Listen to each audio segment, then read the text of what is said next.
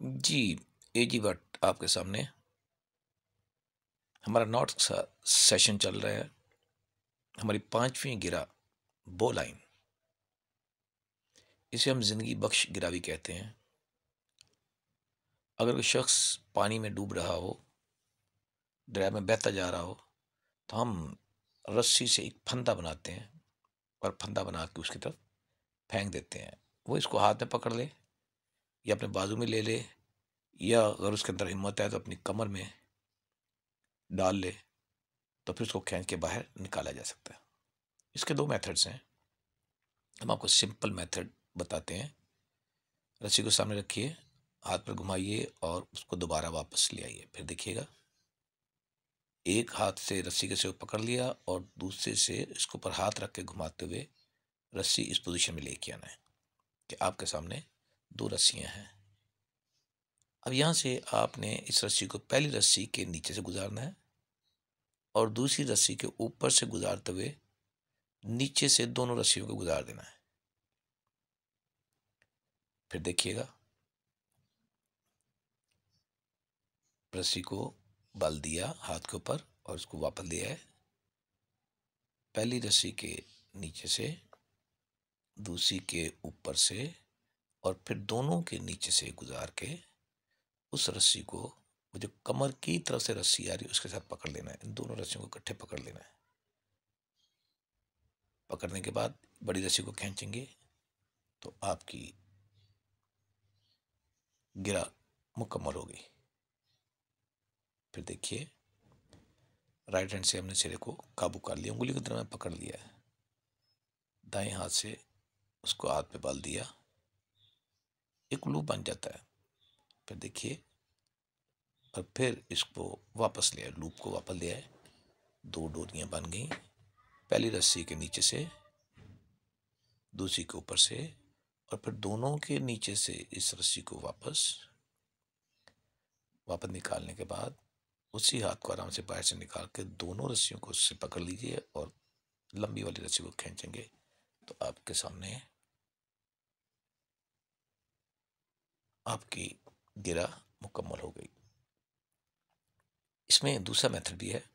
उसी पोजीशन में रखिएगा और एक लूप बना लीजिए। चलिए मैं आपको यहाँ पे इसकी कहानी सुनाता हूँ। जंगल में एक कुआं, इसको हम कुआं तस्वर कर लेते हैं, और उसके अंदर एक मेंढक रह रहा था।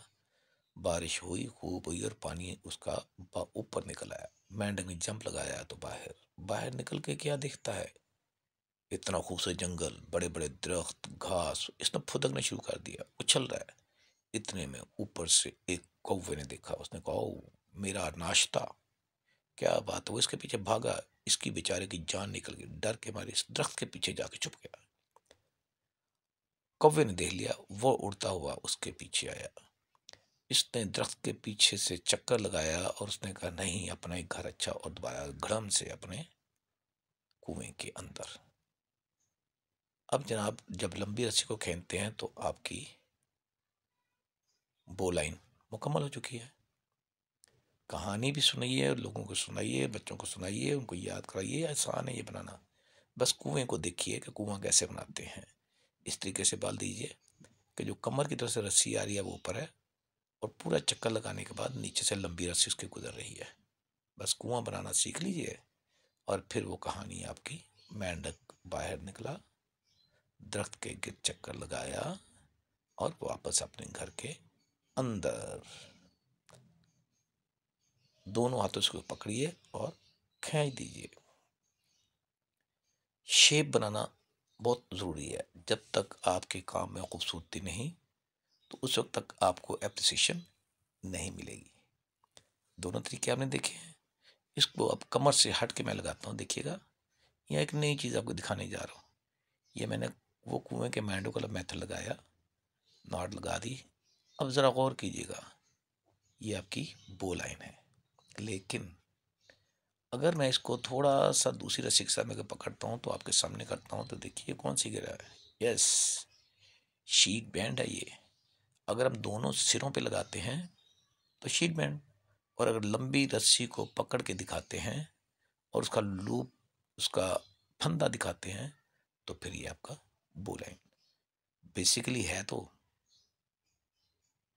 शीट बैंड और बोलाइन एक ही, लेकिन एक सिरे पे लगती है और दूसरी बिल्कुल फंदा बनाने के लिए उसके दरमियान में। देखिए मैं आपको शीट बैंड भी लगा के दिखाता हूँ। लूप, उंगली को फेंका, सामने से निकाला और उसके बीच में से बाहर, ये हमने लगाई शीट बैंड, जैसे अब हम पिछले सेशन में करके आए। लग गई। अब हम इनमें से एक रस्सी को छोड़ के 3 एक साइड पे करके इसको इस तरह दिखाते हैं, तो ये आपकी बोलाइन है। बोलाइन और शीट बैंड देखने में एक जैसी हैं, सिर्फ